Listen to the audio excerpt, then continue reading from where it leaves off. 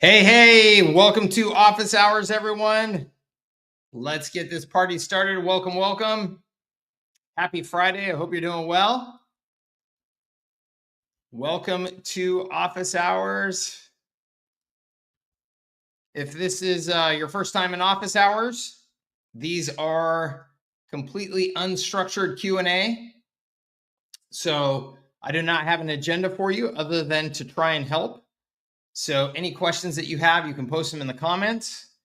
I will also post a link here momentarily where if you want to come on camera and have a conversation, we can do that as well. So if you've got something that's longer, needs to be discussed, has more need for context, complexity, sharing your screen, anything like that, that would not be easy to do just through the chat, then we will do that. And you are welcome to come on camera with me there. So any questions that you have, you can go ahead and post them in the comments now, and we will get rolling here in just one moment. Alan Bell, good to see you, sir. Welcome. Carlos, good to see you. Welcome. Hussein, good to see you. Welcome.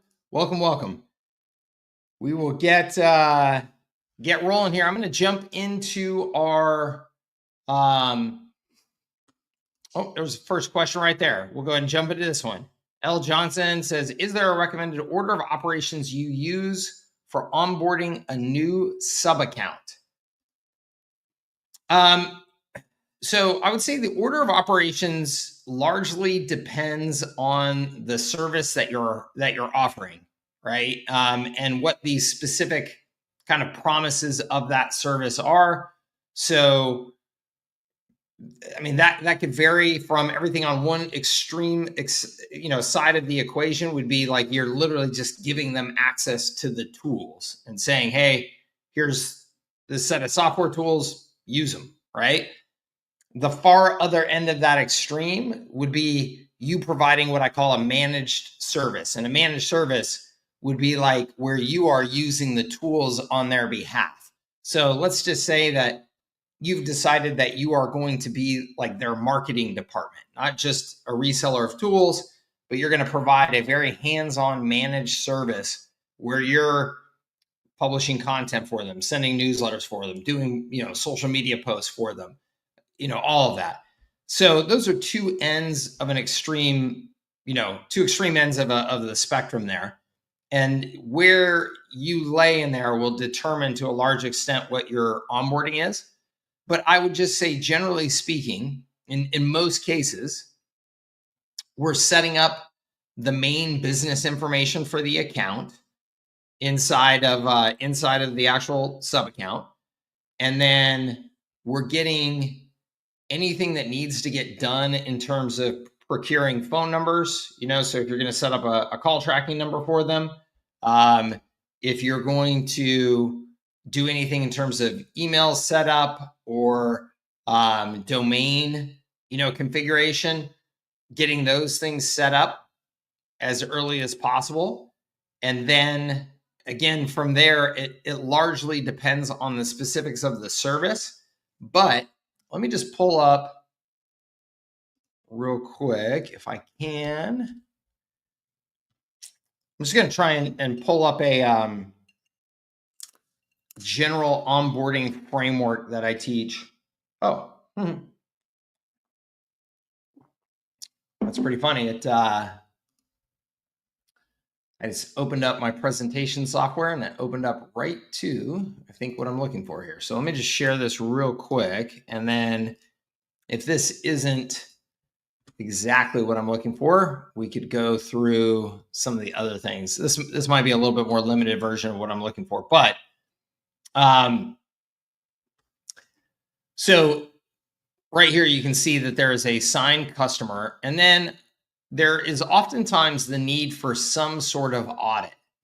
And so what I mean by an audit is primarily that you are reviewing their existing systems and existing maybe services that they already have in place, anything that is already there that you need to be aware of as you are potentially implementing what you're about to implement, and collecting that information so that you just know what you're dealing with, right?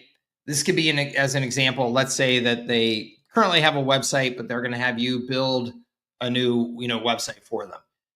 You would want to make sure that you really understand, hey, what's going on with your current website, so that we understand any capabilities or integrations or anything like that we need to make sure exist on the new website, so that we don't leave some capabilities stranded, right?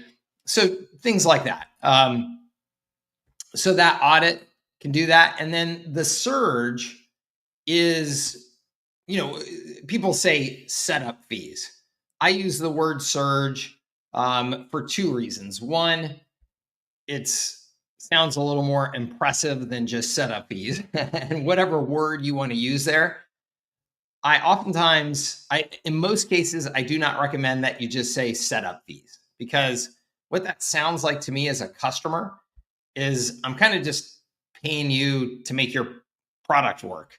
Like I don't want to have to pay you extra to make your product work, right? Your product should work for me. But when you communicate to them that there's all these things that you are doing, again, on top of just turning on software, which could be, you're configuring campaigns, you're configuring workflows, you're creating custom content for their campaigns for them, you're migrating websites, whatever it is that you're doing, there's oftentimes a lot of work there that gets undersold by the agency. And especially if you just say it's a setup fee, and you say it's a $1,500 setup fee, and somebody's like, well, why the heck am I paying you $1,500? When you outline all the details of what you're going to do for them, then it can be an impressive amount of work that you're getting done for them. The other reason that I use that word surge is just to communicate to you as an agency that you should do everything that you can to really, in a concentrated period of time, make this surge of effort to get that customer fully up and running on your complete services as quickly, efficiently, and in as organized of a manner as possible.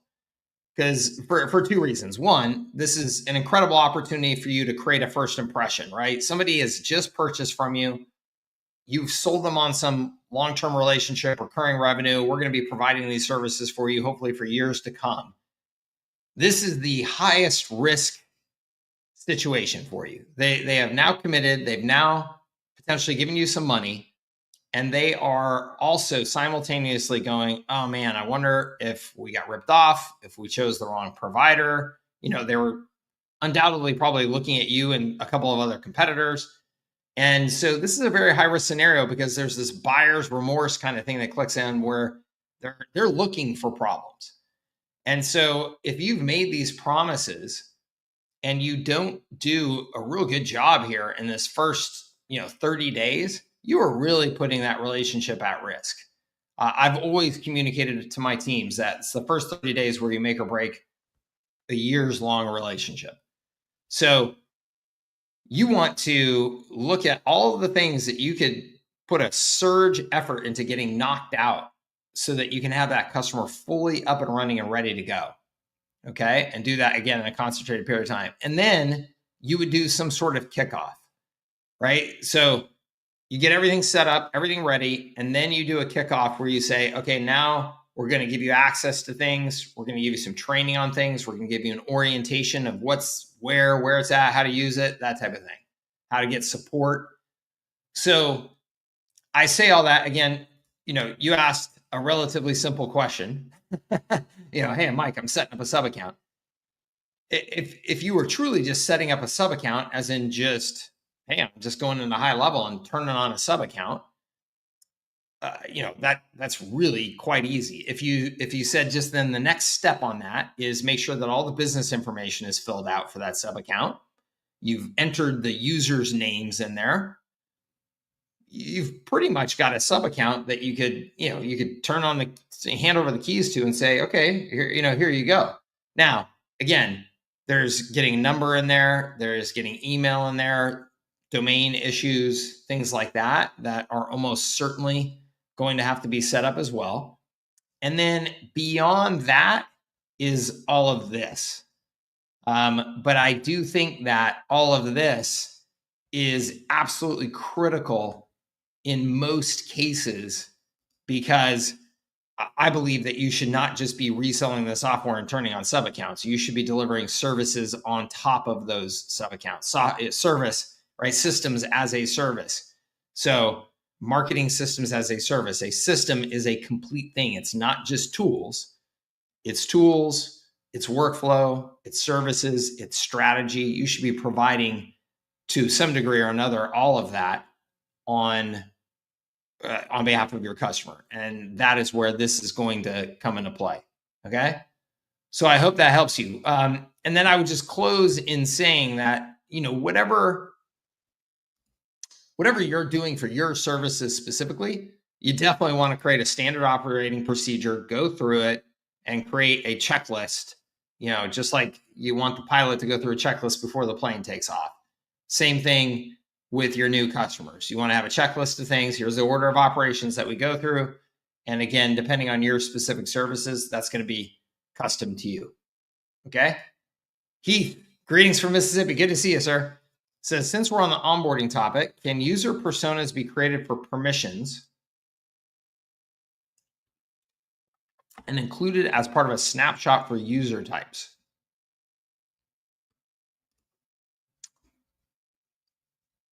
Not that I'm aware of, Heath. I don't think so. Just trying to remember. It's been a little while since I've created a snapshot from scratch, but at least the last time I did it, 95% sure that wasn't possible, and I have not heard any updates indicating that that's possible now. So I don't think so.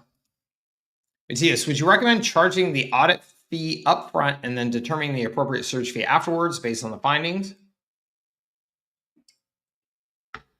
What if I find out after they need more than I planned? So, Matthias, that's a good question, and one that I frequently get, and something that I was to some degree or another concerned about when I first started doing audits and doing these surge type of approach. Let me share with you the philosophy that drives everything that I do as a service provider, and then that determines my answer to this question, and your answer may be a little bit different. But my philosophy as a service provider when providing services to small businesses is that 85% of whatever you're offering needs to be cookie cutter.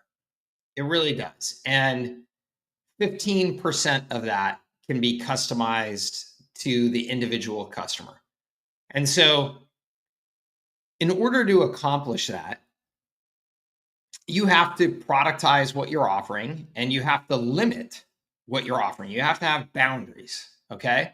And those boundaries can come in a variety of different ways. It could be we're only focused on restaurants. So that just naturally then creates a lot of boundaries about the types of services we're going to have and those that we aren't. You could say that we are functionally specific. So we're going to be very, specifically focused on reputation. And so that's going to define then the boundaries of your services. There's all kinds of different ways that you could potentially approach that, but those boundaries are important because that helps you really dial in, how custom your service has to be. In the most extreme scenario that I would recommend that you take in this business, let's just say that you are using something like my R6 framework. I think that you need to be using at a bare minimum. If you just said, hey, Mike, I want to be kind of a consultative marketing systems guru that can work with any type of business because I live in a small town with not a lot of businesses and I plan on just being here. And so I want to be able to work with everybody. Okay. So that's kind of an extreme position here. And if you're going to do that, you really need to have a framework for an approach to keep yourself in certain lanes with your customers. And so my R6 is an example. I created the R4 and then the R6 exactly for those purposes. It's like we were dealing with all kinds of different businesses, and I needed to have structure to say, hey, no matter what kind of business I'm working with, reputation is a key factor, reach is a key factor, resell is a key factor, right? So I have these R's that I can say, hey, what we do is we contain everything in these buckets and organize our services and our systems around these buckets.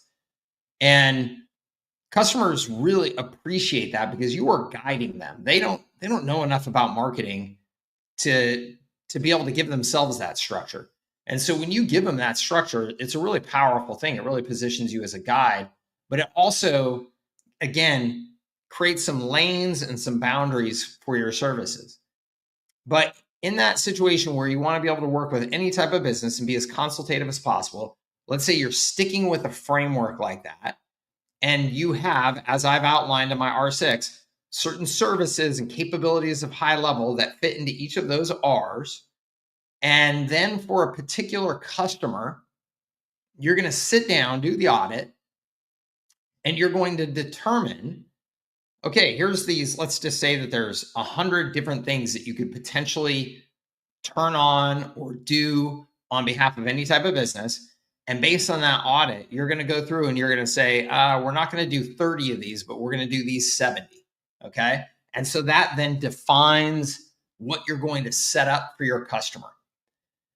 What I would suggest to you is that if you are taking that approach, it's on you as a service provider to also be able to put some realistic boundaries behind or around your surge.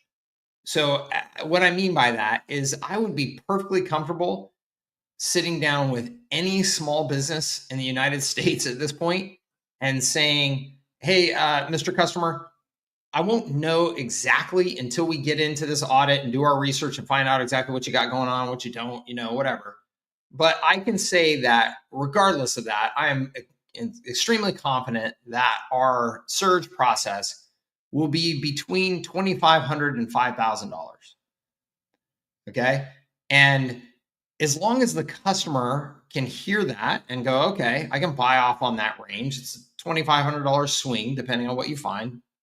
That seems reasonable. I can tell you that with the capabilities of HighLevel and what we would need to set up using like a snapshot like my R6 for any small business in America, I would be able to completely revolutionize their marketing systems for between $2,500 and $5,000 in a setup fee in a surge process. So I think it's up to you to define those boundaries so that you can lead the customer with confidence rather than going into this and being like, "Ooh, well, we'll see what we find, and then I'll be able to tell you."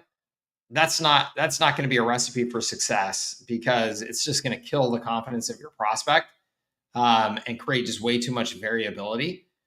And you shouldn't want that as a service provider. To me, if that's where you're at as a service provider, I'm telling you, you don't have a very good business and you need to tighten that up because you're doing too much custom. You're too out of control. You don't understand the capabilities of HighLevel enough and how you could tighten things up. And that just makes for not a good business in this space because with small businesses, you don't have the margins for all of that. So that's another, it's another great question, another long answer. But I think it's important to give that background and context because your model needs to define, your business model needs to define your service design and delivery, or else you're in trouble. Makes sense. But if I say a range, then how do I handle charging before audit? So what I have done, Matthias, is I would charge for the audit. And in this scenario, what I would do is I would charge for the audit, and I would say that the cost of that audit will get rolled into the surge costs. So if for some reason, and let me just talk about the scenarios here. So one scenario is you have signed up this customer. This customer says, yes, Matthias, we're ready. We're on board. But you have not done any sort of audit yet. Then you could say, okay, it's $2,500 to $5,000. What we're going to do is we're just going to charge you $2,500 now. And then we'll do our audit. We'll determine what the full cost of things are. And then we'll bill you that at the end of the project, at the end of the surge. Okay. So 2,500, you do your audit, you find out it's another 1,500 in cost, 4,000 total. So you build the 2,500 up front, you build the 1,500 at the end of the surge and the kickoff of the ongoing services. Okay. The audit just gets rolled into that. Okay, cool, awesome. Yeah, so the audit just gets rolled into that. The other scenario, Matthias, is let's say this is not a customer yet. This is purely a prospect.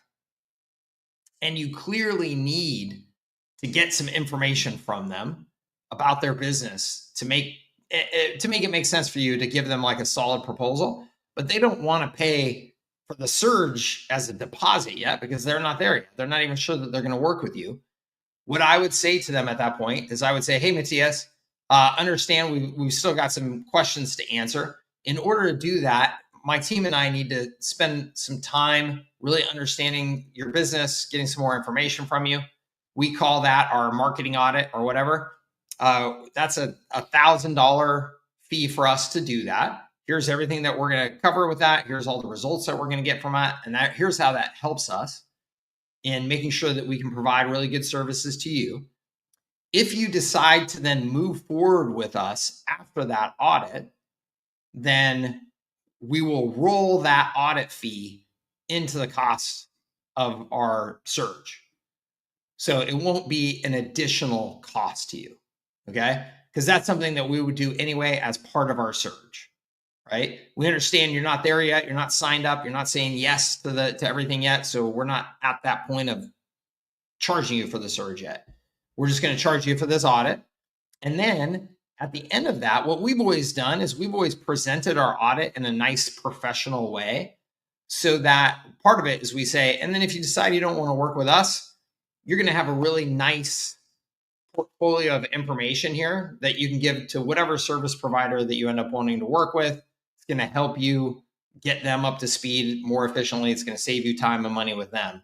So we sell it as, hey, this is actually giving you some optionality, right? And it's a good thing for you to go ahead and invest that money in getting that. We first started doing this when we were doing IT services, my IT management company. And it was an easy sell because IT was so expensive. And you know, back in the day, like you had to order all these weird Microsoft licenses and make sure that they were current and up to date and you know, renewed each year, and every employee had all the right things, or you could get fined by Microsoft for a bunch of money. And so we would tell them, hey, look, right now, you don't even know what you have. We're going to make sure you know what you have. And then you'll have documentation that you could then take to another service provider, show your accountants so they know exactly what you've invested in. Like this is going to be a win for you, Mr. Customer, even if you decide not to do the ongoing services with us. Cool. I love that, Matthias. Awesome. You're welcome. Thank you for the question. Okay, back up towards Keith says, part 2, I understand that each customer situation may be unique. Do you have a recommended permission set for various user types? Keith, no. That's something that I really set up based on the needs of the actual, you know, the individual business that you're working with and the people on their team. I just work to define that with them quickly when we're setting things up. Doesn't take much time. And then what I would say, Heath, is expect that in the first 30 days, you're going to end up tweaking those anyway, because there's going to be something about what, you know, these user settings now have access to that the owner didn't clearly understand. They're going to go, oh yeah, no, can we turn those things off? You're going to end up going and tweaking those anyway. So I don't have like a standard set of recommended things. I just set them up again quickly as we get going. It's not that difficult. Lee Waters, good to see you, sir. Yes, I just posted the link right there for anybody who wants to join on camera. Hussein says, I have a company website built on WordPress. Should I migrate it to go high level or keep it on WordPress? What are the pros and cons of each option? Hussein, if you are happy with your existing site and you are happy with the hosting that you have of that site and the cost of that hosting, I would probably just leave it as is. I have WordPress sites that I still have them run for my various businesses that are not, that I've never migrated or anything like that. And I've been using HighLevel since HighLevel started now. So the nice thing is HighLevel, you can do everything that you want to do with HighLevel with an external WordPress website still. So you don't need to feel limited by the capabilities of that site just because it's an external WordPress site. And the same goes, by the way, with your customers. If your customers have a WordPress site hosted someplace, they're happy with it, they don't want to mess with it, they don't want you messing with it, no problem. You can still integrate every capability that you want to do via HighLevel with that website. So don't sweat it at all. If you had a site that you were like, yeah, my WordPress site stinks, then yeah, absolutely. Then I would just jump right over to HighLevel, launch a new site in HighLevel. And the pros of that are now it's one, cheap for you, and two, it's completely integrated into the system. And, so why not take advantage of that? And you can use things like custom values and stuff in HighLevel and, HighLevel sites and, for your own business, for the website itself, that type of thing, probably not a big deal. You'll be able to use it for your funnels and stuff regardless. But hopefully that helps you, Hussein. I mean, like I said, I think it's not that big of an issue either way. And if you said, yeah, but I really don't like my site and I'd like to get going on something new, then I would say, cool, go ahead and just move over to HighLevel and get going. Tanvir, good to see you, sir. I posted this question in the community. I would like to make the free website offer as a foot in the door strategy to get some quick wins. Can you recommend other resources besides Go HighLevel's website templates? I find them a little bit basic. I would love to get some templates that are a bit more dynamic. Yeah, so Tanvir, what I would do is one of two things. I would post in the HighLevel community, say, hey, I'm looking for people who have some sexy, website templates that I could potentially use or buy off of them. I would look at the HighLevel marketplace and see what people may have for sale there. And then, honestly, it's really easy to find somebody on Fiverr or Upwork or whatever that is very affordable, that if you go and you look at WordPress templates, so there's all kinds of WordPress template sites, right? So you just go and search for WordPress templates, real estate agents, whatever.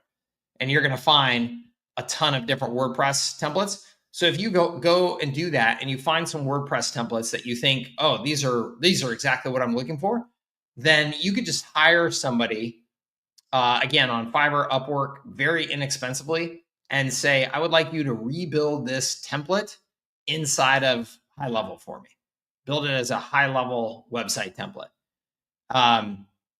And I mean, on the high side of that, maybe I would invest a couple $100 to do that, maybe to get it to get a nice site like that.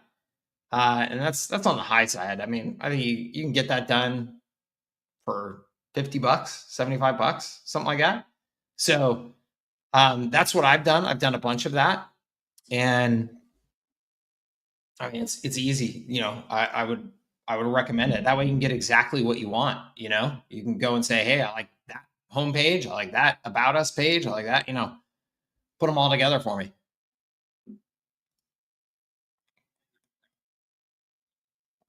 A lot of the competition in my region seems to be selling HighLevel as a software-only product on the cheap, seemingly without a setup fee, not viable from my perspective. Yeah, Alan, I mean, look, it is, If you are taking the approach that you are taking, Alan, the reality is you are going after a different customer. And so you should not let it worry you that much. Okay. I think that their model that they're doing um, has real limits, but if they have the financial wherewithal to and marketing horsepower to be able to go out and essentially market as a competitive SaaS offering, then more power to them.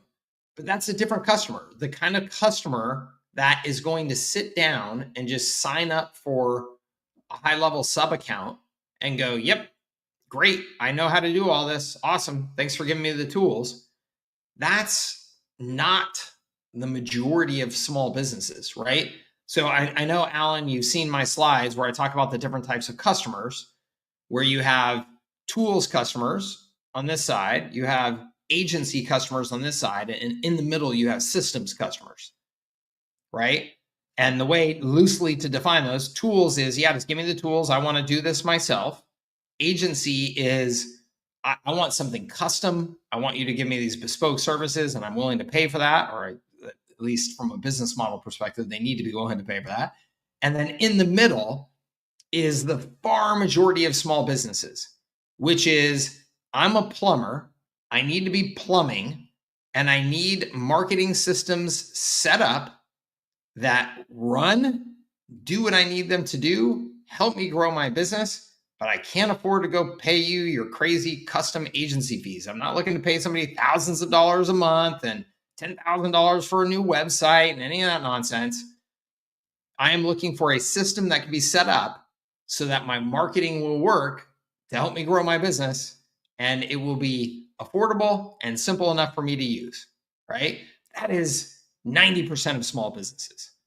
So you're really going after different customers. If they're selling just the software tools to somebody, that is a different buyer. That is a tools buyer. Okay. So I wouldn't worry about it too much, Alan. And they may find out that they don't like that model and change things up pretty quickly anyway. How much detail on the packages do you put on the website? Just a listing and short definition, or the exhaustive list of what is included and not? Can you share your agency website as an example? So there's a couple of answers to this. So one, I have always published in detail, not in detail, like the extreme version of this. Let's just pull up real quick. The extreme version of this is HubSpot.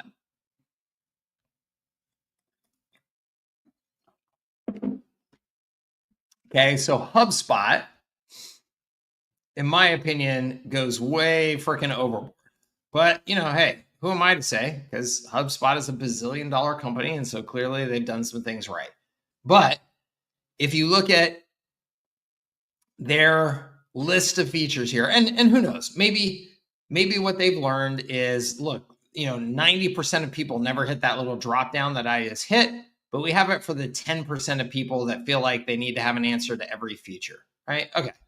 So that could very well be the case, but you can see here, I mean, they really like association labels, up to 50 labels, for associations between each object pair.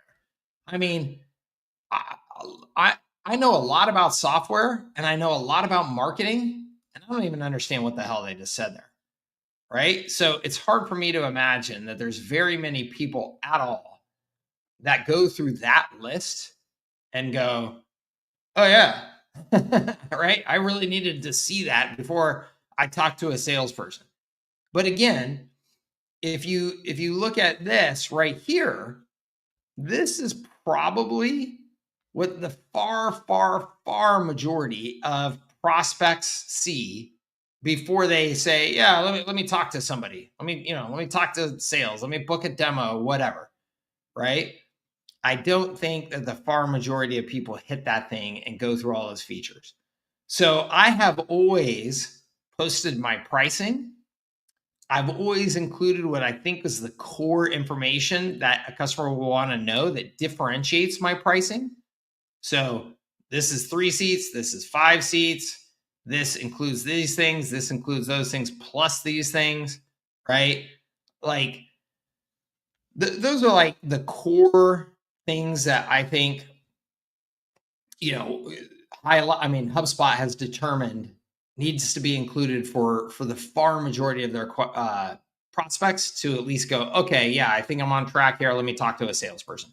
Ultimately, the reality is that almost 100% of your sales, especially let's say in the first couple of years of your business, almost 100% of your sales are going to come from somebody communicating with a salesperson. It's not going to be from somebody just going to your website and buying something. So, you're going to expect that you're going to have the opportunity to answer questions and provide more details in your sales process. Okay. That being said, I still have always, like I said, put my price points up there, shown, hey, here's 3 different packages, and here is generally the key differences that drive the different pricing between those packages. Okay. So I hope that helps you. I think that, the other approach that people take is they don't put anything about their packages, any details on the site, and make you, hey, you have to talk to a salesperson to get those details. I'm not a big fan of that. I think that costs you more than it helps you, because the cost of getting somebody onto a sales call is very high. It's, the time that you're spending with them is very high. I want my customer to be as educated and qualified before I go spending time on the phone with them. So I would rather that they know, here's my pricing. So either that's a price you can afford or it's not. If it's not, let's not have sales calls. We don't need to talk about it. So I'd rather that they have more information than less before they book a call with me. So I've always put that stuff on my site. Okay. Actually, Lee, you ready? All right. How's it going, sir? Oop. Go for it. I can't hear you. I think you're muted. Yeah, your mic is muted. That's you that you muted it though, so I can't unmute it for you. There we go. Now we're good. Hey, how you doing? Good. How are you? Good. Hey, I got a few questions for you. Mm-hmm. We're trying to figure out, or we want to do this. We've been offering the free website offer, and it works really well.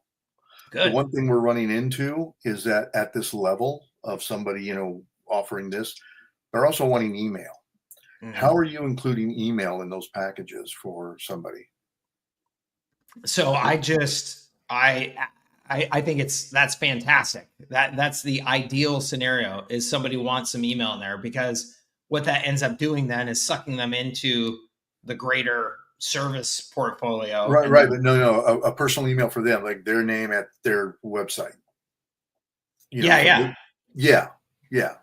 But that's what I'm saying. I think that's good. So I would set up their email, set up the email in the system so that they can use it. And I would give them some of that. Let's say you're charging $97 a month. Right. I would have a portion of that as credits for services, for resale services. So say $10 a month.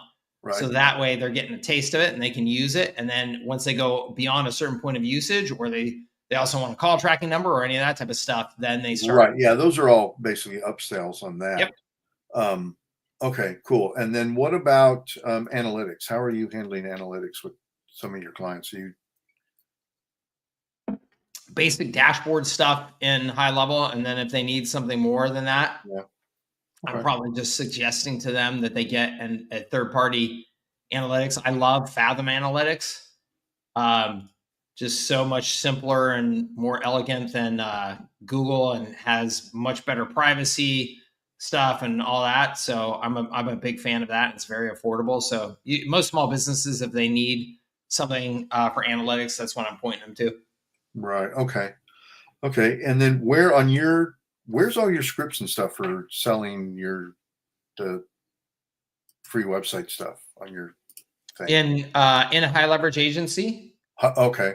And if you go to I can't remember the exact title of the section now, but there's a section now where it details all the specific services. Okay.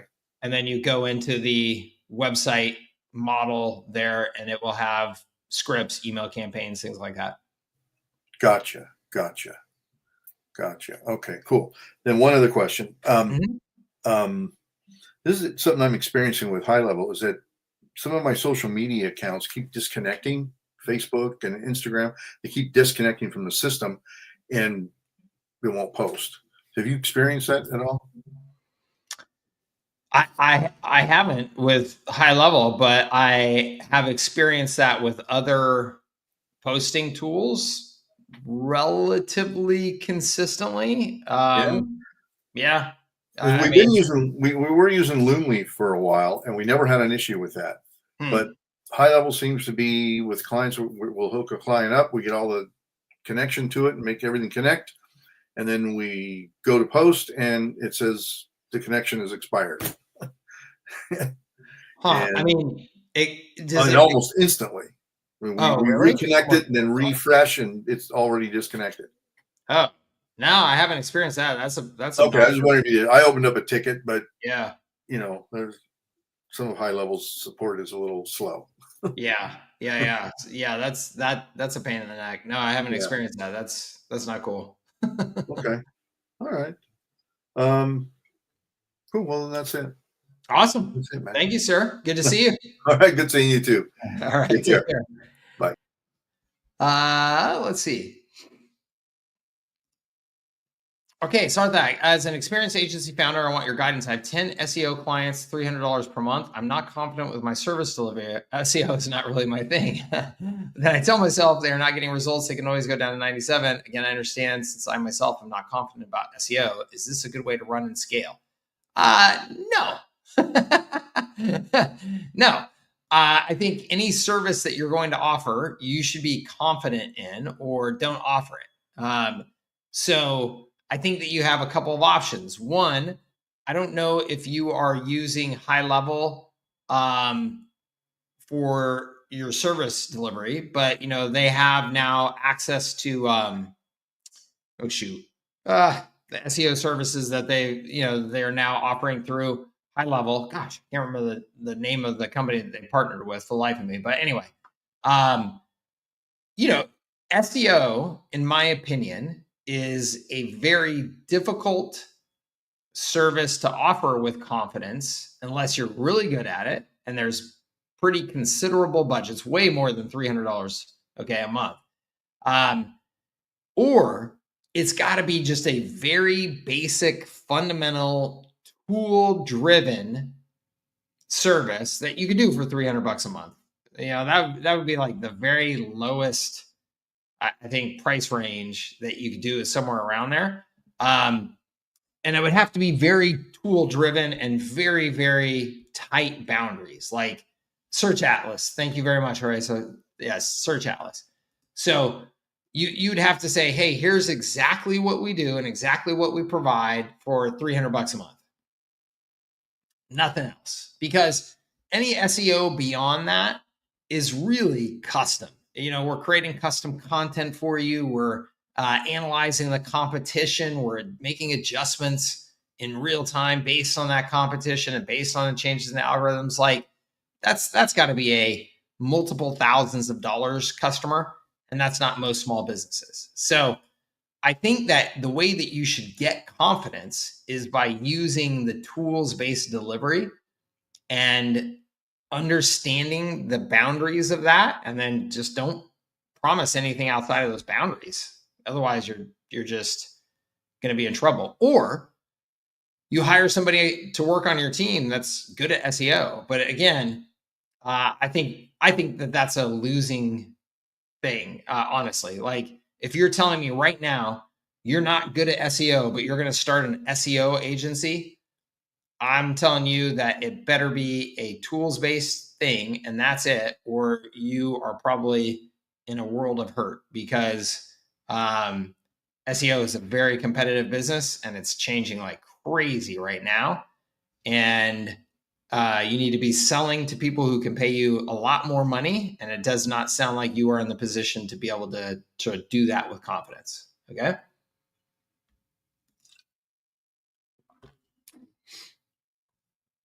So yes, my answer is hopefully you are working with HighLevel, or you can go check out Search Atlas directly and build a service that is specifically around the capabilities of those tools. Okay. And if you want to do that and offer SEO, fantastic. I mean, the good news is you're selling clients.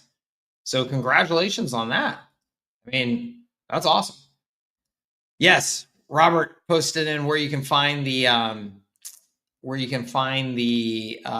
snapshot and service delivery. And then Robert, though, websites as a service is different from the free website offer. I believe we have a separate section specifically for the free website offer, because that is different. So I hope I'm not speaking out of turn, but I think that that's the case.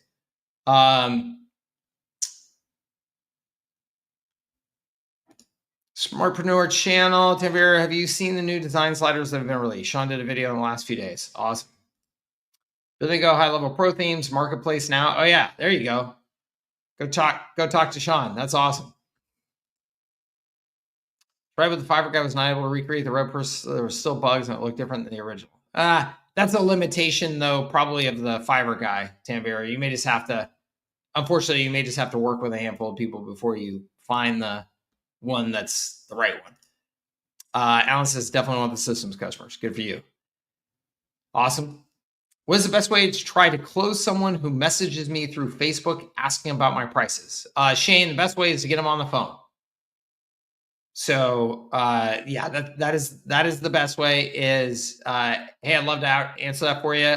You mind if we just hop on a 15-minute call so I can make sure I understand a little bit more about your business before I quote you exactly what it is.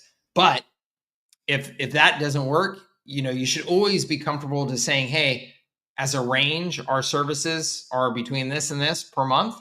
The specifics will determine exactly what you want and need. And of course, what your budget is. So, but you should always be comfortable responding with a range, because, again, if they can't afford your range, then you just move on. You don't want them as a potential prospecting customer. You don't want to spend time on them if they can't actually afford your range. Especially, Shane, since I believe you are following my approach to pricing and stuff, your prices are incredibly fair, one, and two, you don't have room to go haggling your prices. So just, here are my prices. If that's not good, move along.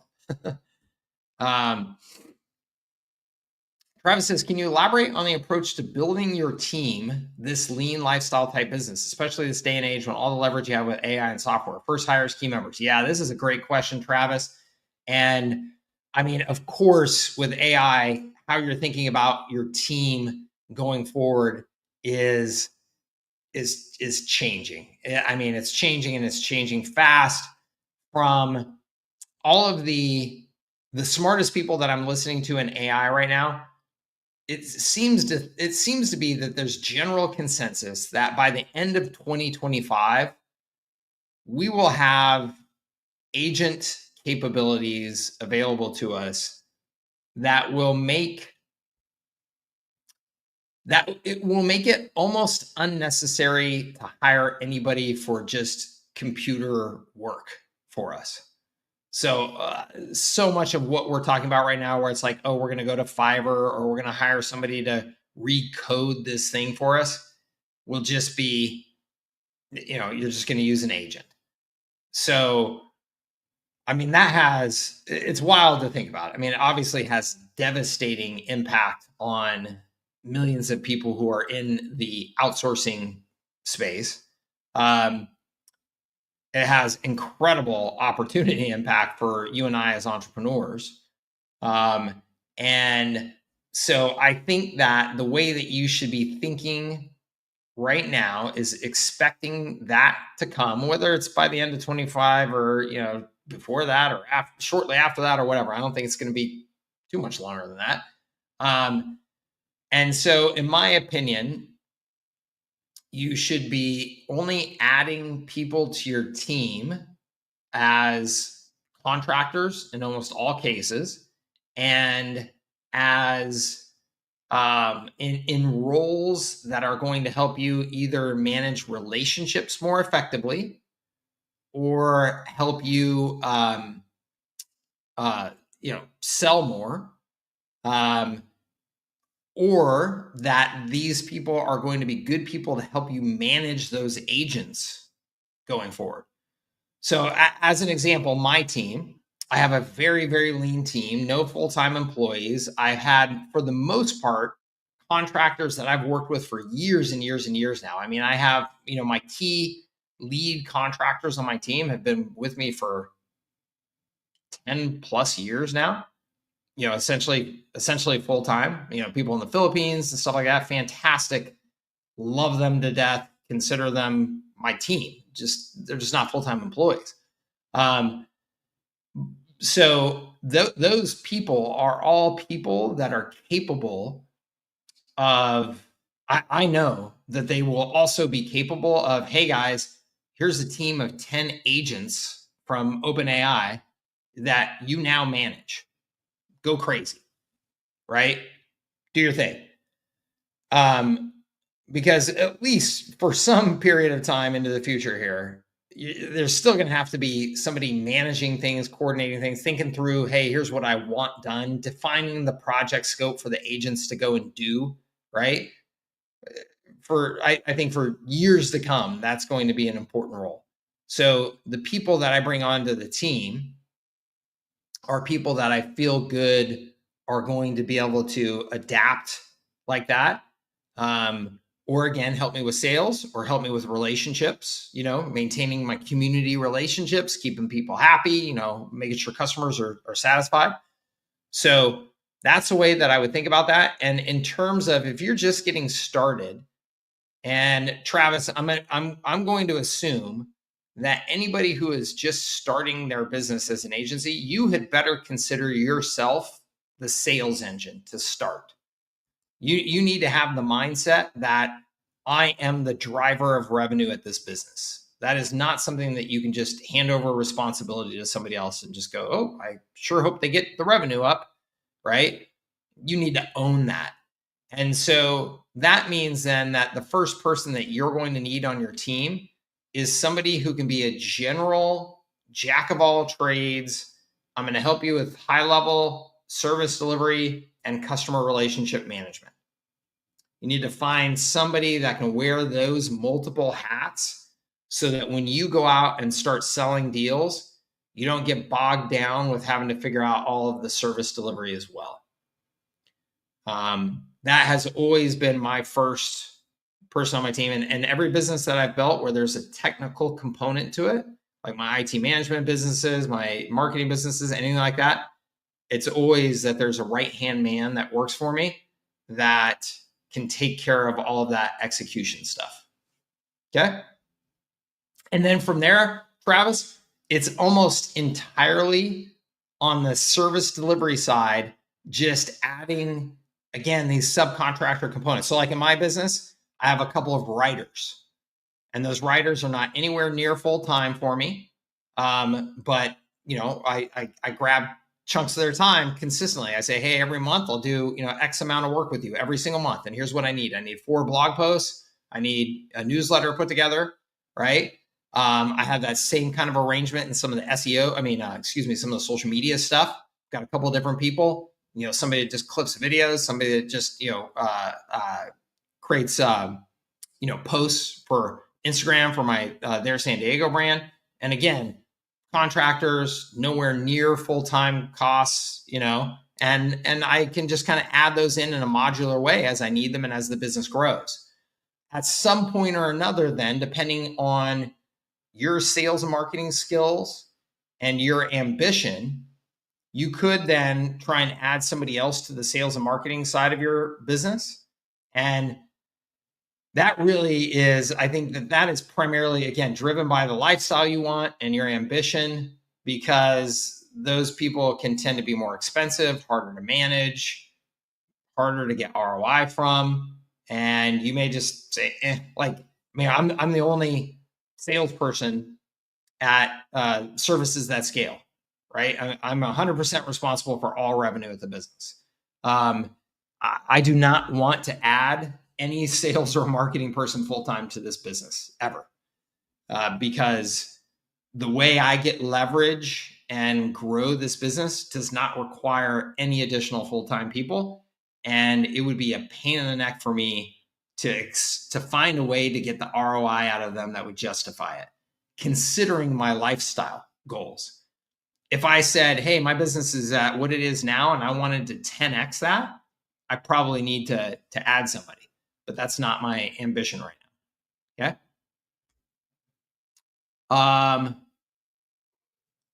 Oh, Jonah, here we go. I'm not getting any responses from my cold emails. Yes. That is correct, Jonah. And I'm glad that you said that, and we can share that with everybody. I'm not getting any response from my cold emails. That is correct, because cold email sucks. Nobody wants your cold emails. Now, I'm sorry, Jonah, I'm going to try and be helpful here, actually. Would it be better to pick 5 to 10 potential clients and build them a website to go high level than ask them if they would check it out? No. Okay. You are, Jonah, you're figuring out some realities here, which is good. Okay. It's always good to hit the realities of the world rather than hear everybody's pretty promises about, you can just do cold email and grow your business. Cold email sucks. Nobody wants cold email. It is considered by everybody spam, right? So everybody is trying to block and ignore your message. So you should expect that you would have to send a ton of cold emails to get any response. It is a terrible way to build a business. What is a much, much better way, Jonah? Actually, I have a new YouTube video coming out here pretty quick where I'm going to go into detail about this. But cold prospecting has a place. It can work. Okay. It is the least effective, efficient, or fun way to build a business, but it does have a place. The place that it has is if you combine it with some sort of pull marketing as well. So pull marketing, I mean content, education, things like that. So what you should be doing, Jonah, is you should be posting some sort of valuable content someplace on social media for business owners, for your potential customers, your prospects to see and respond to. And then when they respond to that, then engaging them and saying, hey, I noticed that you responded to that. If that's something that you're interested in, I thought I would share this with you. Okay. And so you're building a relationship based on their response. And what I'm not saying, Jonah, that you see this all the time, right? This is the worst on LinkedIn right now. It drives me freaking crazy. Is I like somebody's post on LinkedIn, and the next thing I know, I'm getting spammed everywhere. Hey, Mike, I saw you like my post. I sell websites for blah, blah, blah, blah. Here's where you can come and sign up or get on a sales call with me. I'm like, God, all I did was like your post, and you're now asking me to marry you, right? There needs to be steps in between there where you give somebody the opportunity to actually express that they're interested in engaging with you. So you can't go right to marriage. You gotta, hey, I saw that you liked my post on the seven capabilities that every small business must have in their website to grow in 2025, right? So if you're selling websites, create that post that I just said and put it up in LinkedIn, put it up wherever, share that. You get some responses, okay? And then you say to them, hey, I saw that you like that. Here's our free guide on whatever related to websites. So you're giving them another valuable thing. You're not selling them, okay? You're giving them another valuable thing. Now, in that valuable thing, you can have a call to action at the end that says, we build websites, free websites for small businesses. Here's, a thing, right? But you've gotta, combine those things to give yourself a real chance at improving the numbers that you're experiencing dramatically. Okay. Now, then you said, well, how about 5 to 10 potential clients and build them a website through Go HighLevel and ask if they would check it out? No, I would not do that either, Jonah. Now you're going to the extreme other direction. And I think that that's a mess because the cost of building those websites and the effort that you're taking is completely unnecessary. Okay. What you should do, though, is you should say, hey, I'm just going to go after plumbers for a while. And so what I'm going to do is I'm going to build 3 plumbing websites that are great examples of the type of plumbing websites that I would build for these customers. And I'm going to put them all up as demo sites. And then all I'm going to do is I'm going to reach out to plumbers for the next 3 months. And I'm going to use those demo sites to say to them, hey, we have an offer. We'll build you a free website that includes these 7 capabilities to make sure that you can grow your plumbing business using your website. Your website right now doesn't have all 7, I noticed. Here's 3 websites that you can go check out to see what we're talking about, what we would build for you too. That's enough. You don't need to build them an actual site. That's enough. And then that way you're taking the cost out of the equation and you're getting some scalability back in your prospecting. Okay. You've got to ride that. There's a balance that you got to have there, especially when you're selling to small businesses, because you can't charge them enough to justify all that effort in advance. Okay. Of building them actually their own website, even if you haven't sold them. Okay. I hope that helps you, Jonah. Who's saying, where can I access Go HighLevel's internal onboarding system, SOPs and instructional videos to help me navigate and learn how to build effectively on the platform? Gosh. Who's saying, so on their YouTube channel, they have all kinds of resources. In their what they call their education site, they have just all kinds of resources in there. But just reach out to anybody in HighLevel, just chat with them and ask them as well. I think it depends specifically on what you're looking for, what your expectations are. For me, I spend anytime I have any question about anything HighLevel, first thing I do typically is I just go to their YouTube channel and do a quick look. And then inside of HighLevel, hit their, hold on, let me just make sure what it is specifically called. If you go up into the upper right and you see need help and there's help and support, and then you scroll down and it says visit our help center or welcome courses. Hold on, let me just share my screen here.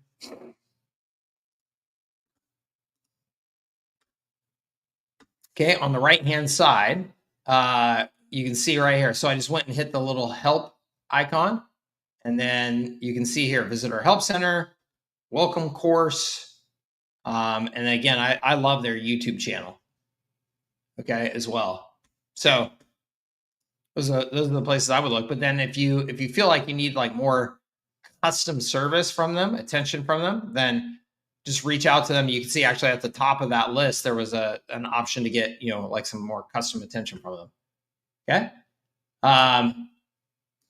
Oh, they're right by each other in there. Awesome. Thanks, Bryce. Referring to the website as a service versus free website. Thank you so much.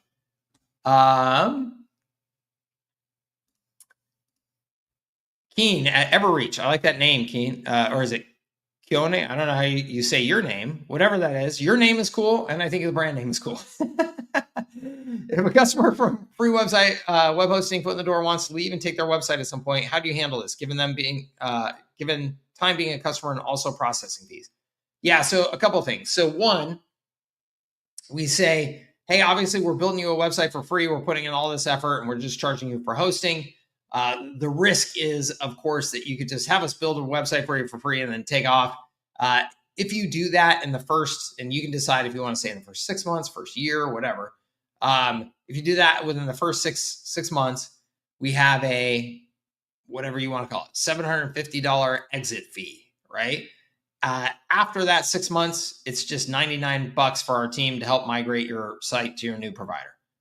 Like, That's what we've always done. Just make it fair, make it easy for them to migrate, but make it fair, and just say, hey, look, here's what's fair.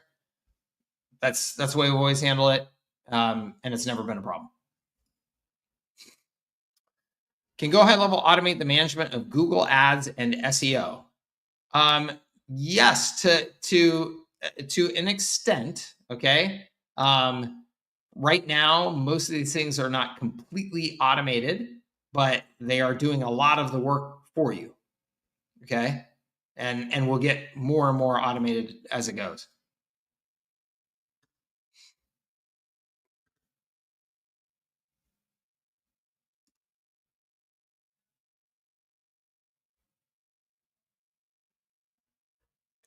Alan, I mean, I don't think that that's a problem. I would just, just make sure you have it set up so that you're going to charge them for usage fees, right? I mean, whether a company had one account with me or 5 accounts, I really wouldn't care as long as I'm charging for usage, and then they're paying either way, right?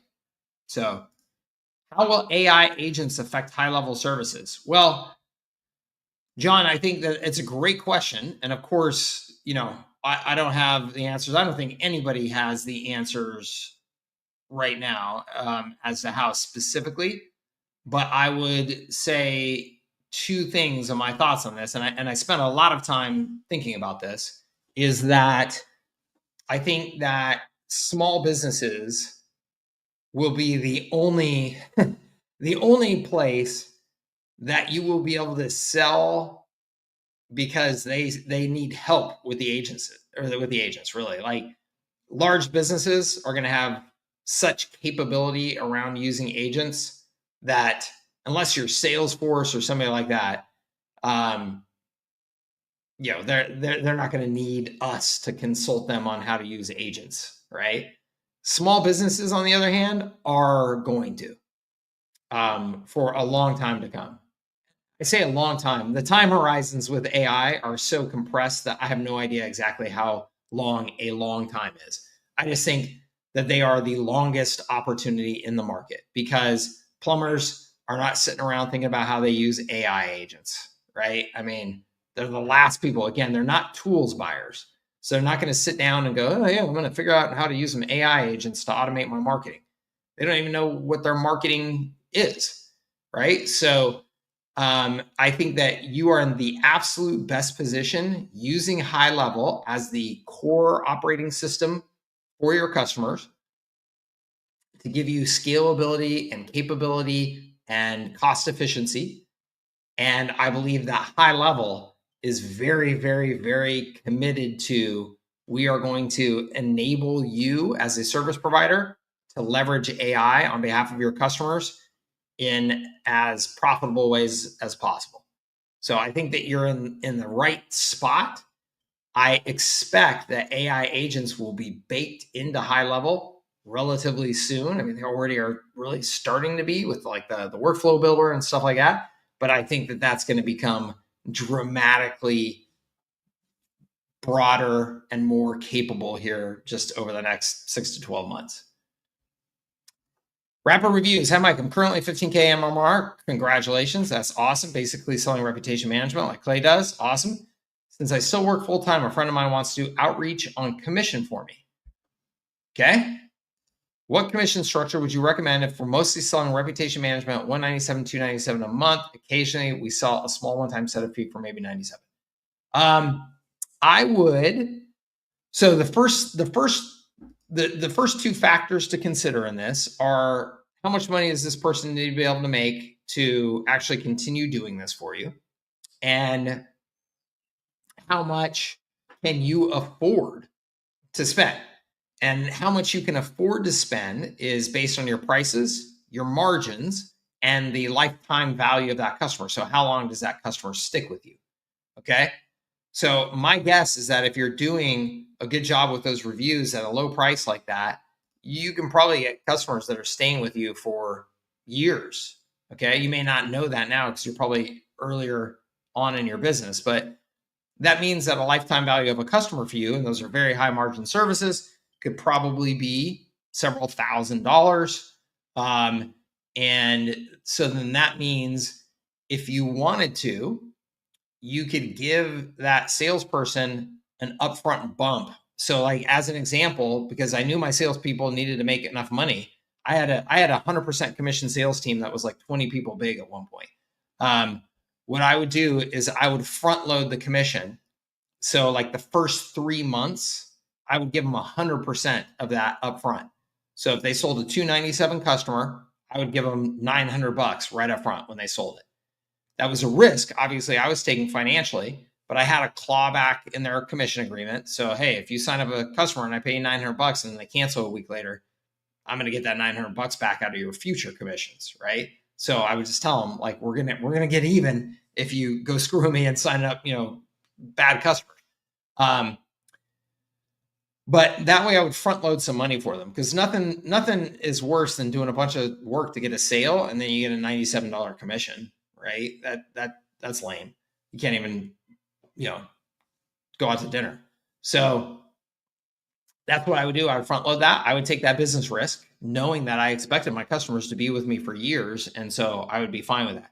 The other thing that I did, and I gave my salespeople option.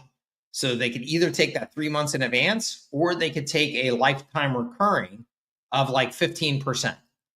So 297 times 15%, 300 times 15, $45 a month, right?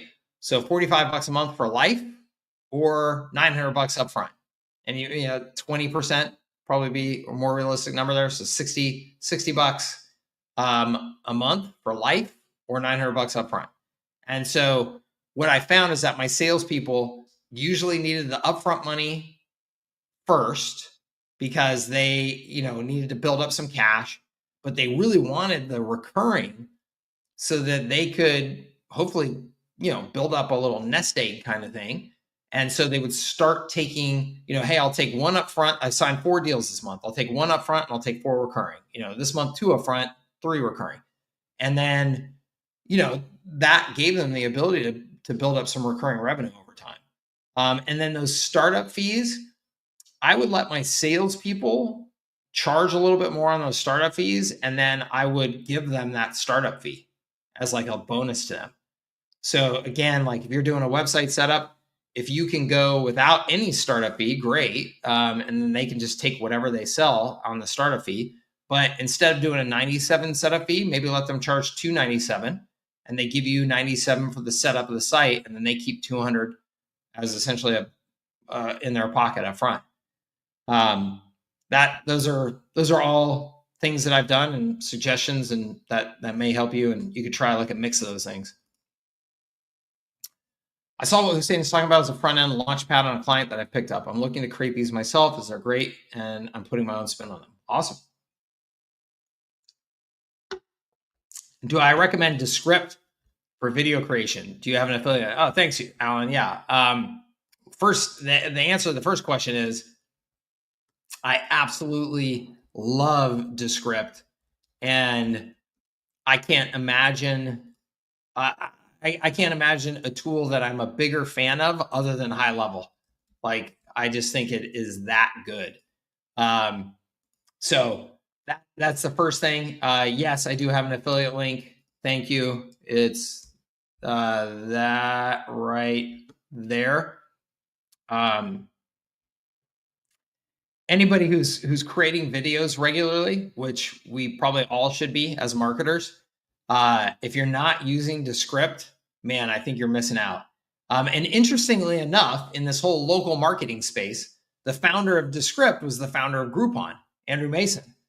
So he founded Groupon, which obviously was huge in the local space, and now he's got this Descript, which is just really impressive.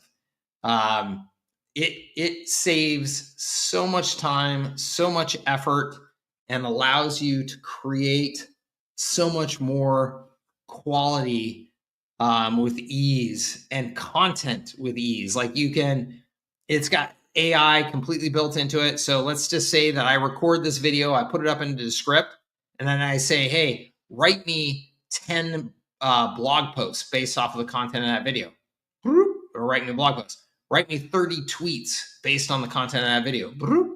It'll write them up for you. Like, It's just really, really cool, really powerful. So yes, highly recommend it.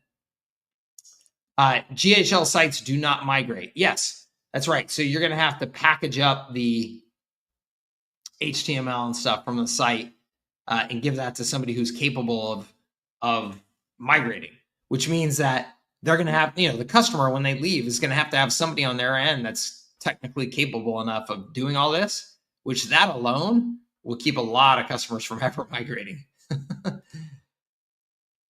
Keone, awesome. Hawaiian style. I love it. That's awesome. Yeah, you bet. I was in, where was I at in Hawaii? In Kauai in November. Man, how beautiful. Building websites and so stress-free since there's basically no pressure on results. Exactly. And Sarthak, you hit it right on the head, okay? No pressure for results, okay? I long ago coined this term that has been very valuable for me. Assets and activities over results, okay? You will hear so many people in the agency space telling you to pitch results, telling you to deliver results, okay? I learned a long time ago that pitching and selling and trying to deliver results is a fool's game in almost all cases with small businesses. And the reason why is you are not in control of all of the variables needed to get them results. So if you do a fantastic job of setting up an incredible review process for them, but they suck at serving hot food at the restaurant and their bathrooms are always a mess, that's not your problem. But they're going to be getting shitty reviews. So when you promise things like, we're going to get you, new customers, and we're going to double your revenue and all that, and they don't have the capabilities to actually do a good job on their end, it doesn't matter how good of a job you do with your marketing. They're going to end up canceling on you because you made promises that you couldn't keep. And shame on you for making promises that you couldn't keep, right? Just because you wanted to sell. It is dramatically better to have the positioning of, hey, you want to grow your small business, right? Yes. You understand that small businesses that grow have to do marketing and have marketing systems in place, right? Yes. You probably have not been successful at being able to put those marketing systems in place because it's expensive and you need a lot of knowledge and all that stuff, right? Yes. Great. That's what we do. We make sure that you have systems in place that do these X capabilities so that you can leverage them to grow your business at a very, very affordable price. That's it. Assets and activities. I'm setting up the assets, the system that will allow you to work, and then activities. You could help them with particular service delivery on an ongoing basis on those activities that need to be done to help them with our marketing, or they do the activities, one or the other, or a combination of the two. So like, as an example, we've sent out newsletters. We've created and sent newsletters for years and years and years for our customers.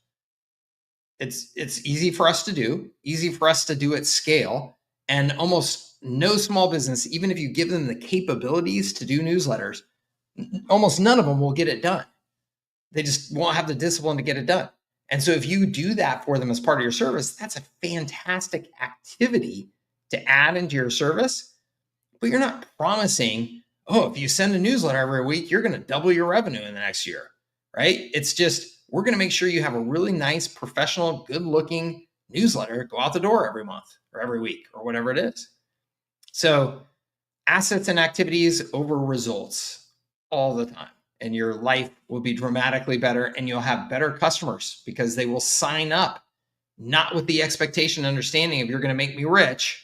They will sign up with the understanding of these are excellent things I need in place to give me the best chance at growing my business. But growing my business is my job, right? I was with the script, stopped when they jacked up my prices, started using CapCut instead, which has most of the same functions. Cool. Awesome. AI receptionist agent system provider leveraging our commercial insurance clients as a large lead base. Cool. I'm 21 and doing really well, but any recommendations for finding a solid community? Vanta, this is, and also HeyGen is a legit tool. Yeah, it is for sure. This is a great question. So one, I think that the HighLevel community is fantastic, particularly if you go to the summit. So go to their summit in October.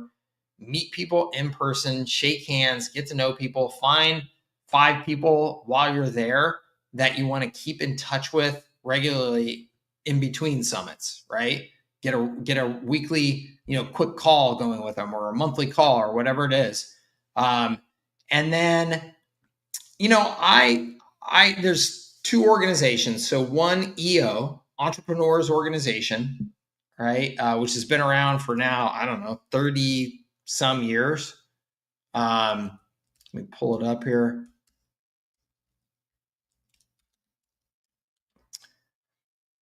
I always forget their website. Yeah, here we go.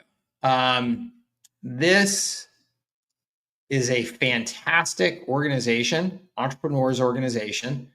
It used to be that you had to be doing at least $1 million a year to get in. They now have some lower tier programs, so you can get in theoretically. I think even if you're just getting started, have no revenue, don't have any investment, anything, at least to some degree of their programs.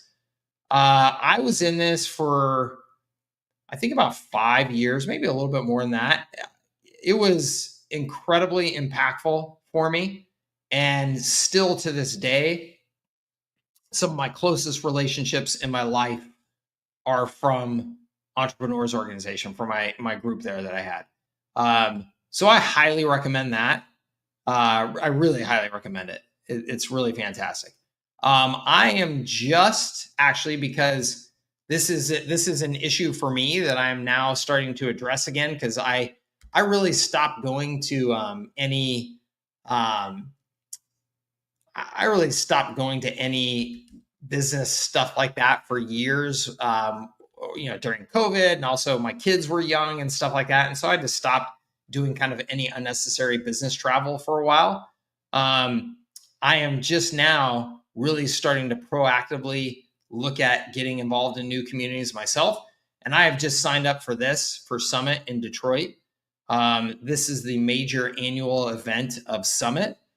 And Summit is a very entrepreneurial organization, but it's also got a lot of other things to it, arts and politics and sciences and all that stuff. So I was looking for something that was more than just entrepreneurship, but almost everybody in here is an entrepreneur.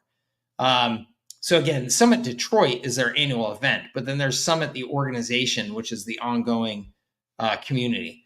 So I would definitely recommend, at least checking that out.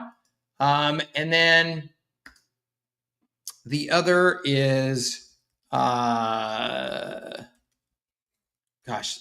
headquartered here in San Diego, but I can't think of the name of it for the life of me right now. It is Vistage. So Vistage is, it is not been appealing enough to me ever to sign up, but I have looked at it many times, and it has a really good reputation. I know a lot of people who have participated in it, who got a lot of value out of it. It is a little, in my mind, a little more corporate than what I was ever looking for. Like I know people who, I'm a chief operating officer at a 15-person dental clinic thing or whatever. They weren't the entrepreneur, but they're a leader there, and they're in Vistage. So that's a possibility. I think it's worth at least looking into and considering. And, I think any of those are going to be good, kind of starting points for you. Anyway, I would just recommend that. And actually, Strategic Coach would be the other one that I would recommend. Strategic Coach by Dan Sullivan. Dan Sullivan has been in the business of coaching entrepreneurs now forever, and apparently has a very, very highly regarded approach and community and all that. So I would recommend, I didn't share my screen so you can see that one. Hold on real quick. Strategic Coach right here. I would recommend those over 99% of the masterminds and stuff that are being marketed so aggressively to you, probably. I have been in those masterminds too. You know, I was like in the founding mastermind of Ryan Dice's War Room. You know,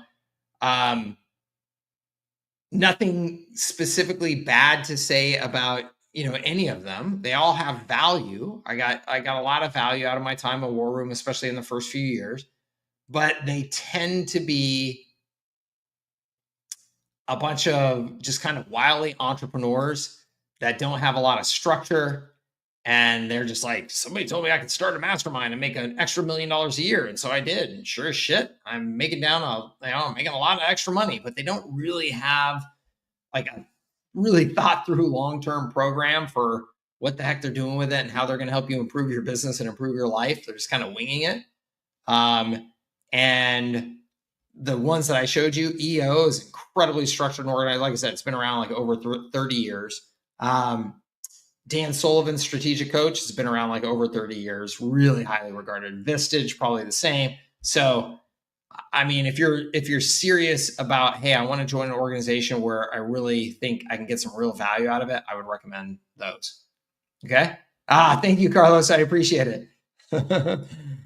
Tanvir just shut down Digital Marketer. Yeah, we'll see whether or not he actually shuts it down. Ryan Dice is a wily marketer, Tanvir.